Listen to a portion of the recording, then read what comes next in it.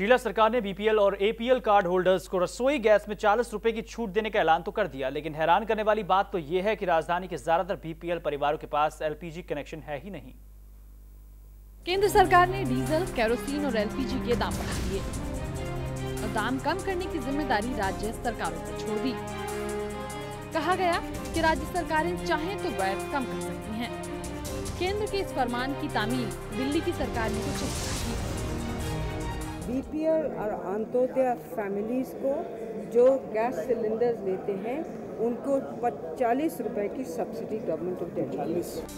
दिल्ली सरकार ने बीपीएल परिवारों को 40 रुपए कम दाम पर रसोई गैस के सिलेंडर देने की बात तो जरूर की, लेकिन सवाल ये खड़ा होता है कि दिल्ली में आखिर कितने बीपीएल परिवारों के पास एलपीजी कनेक्शन है।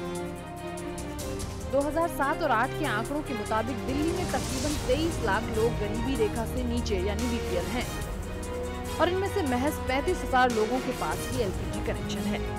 मिट्टी का चूल्हा है और मैं लकड़ी में बनाती हूँ। लकड़ी भी हम जंगल से बीन के कभी बच्चों से बनवाते हैं। फिर दाम बढ़ा दिया, मेरे पास तो सिलेंडर भी नहीं है, मेरे पास गैस चूल्हा भी नहीं है, मिट्टी का तेल भी नहीं मिलता, वो भी धक्के खाने पड़ते, मेरा तो बंद ही कर दिया।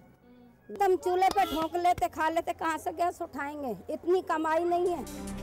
यानी शीला सरकार का ये राहत पैकेज दिल्ली के लाखों बीपीएल कार्ड होल्डर्स में से महज कुछ हजारों को ही राहत दे पाएगा। दामों में कटौती का ऐलान कर शीला दीक्षित ने सियासी मुनाफा तो जरूर हासिल कर लिया, लेकिन सरकार का ये राहत पैकेज बीपीएल कार्ड होल्डर्स के लिए सिवाय एक मजाक के कुछ और नहीं है, क्योंकि मिट्टी के तेल से जलने वाले स्टोव पर खाना बनाने वाले इन परिवारों के लिए गैस की आंच सस्ती होने का कोई मतलब नहीं है। केंद्र सरकार की महंगाई की मार पर शीला सरकार ने 40 रुपए की राहत देकर के बीपीएल परिवारों को उनके जख्मों पर मरहम लगाने की कोशिश तो जरूर की, लेकिन शीला सरकार के इस प्रयास से बीपीएल कार्ड होल्डर्स को भी ज्यादा राहत नहीं मिल रही है, क्योंकि दिल्ली के ज्यादातर बीपीएल परिवारों के पास या तो गैस सिलेंडर है ही नहीं, और अगर हैं भी तो वो लोग आज की डेट में गैस जितने दामों पर मिल रही है उस पर भी खरीद नहीं पा रहे हैं।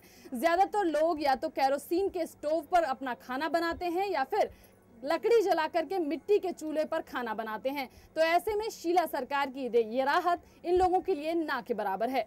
Vijayalakshmi, India news, Delhi.